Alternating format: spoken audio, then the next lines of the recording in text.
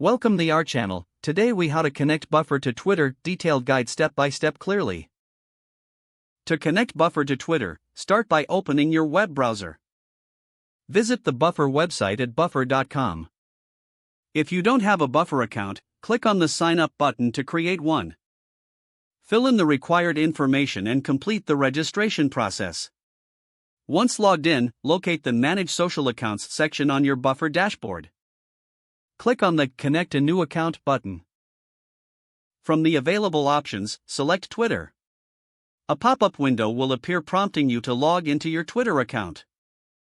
Enter your Twitter username and password, then click Authorize App. Buffer will request permission to access your Twitter account. Review the permissions and click Allow.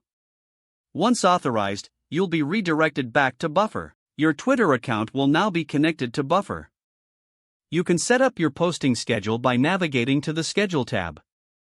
Adjust the times and frequency according to your preferences. To start posting, click on the Queue tab. Write your tweet in the text box provided. You can add images, links, and hashtags as needed. Once you're satisfied with your tweet, click the Add to Queue button. Your tweet will be scheduled according to the times you set earlier. To view or edit your scheduled tweets, return to the Queue tab. You have now successfully connected Buffer to Twitter. If the page does not load, refresh the browser or try again in a private or incognito window. Make sure you are using the correct email address, then retype it carefully to avoid small typos. If your password is not accepted, use the reset option and create a new strong password you can remember.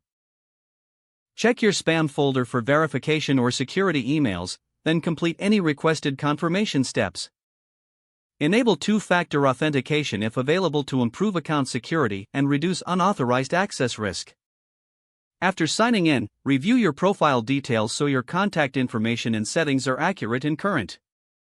If you see an error message, note it down and try again after restarting your device and internet connection. Log out when you finish, especially on shared devices, to keep your account and payment information secure. If the page does not load, refresh the browser or try again in a private or incognito. Don't forget to like this video and subscribe to our channel for more step-by-step tech guides.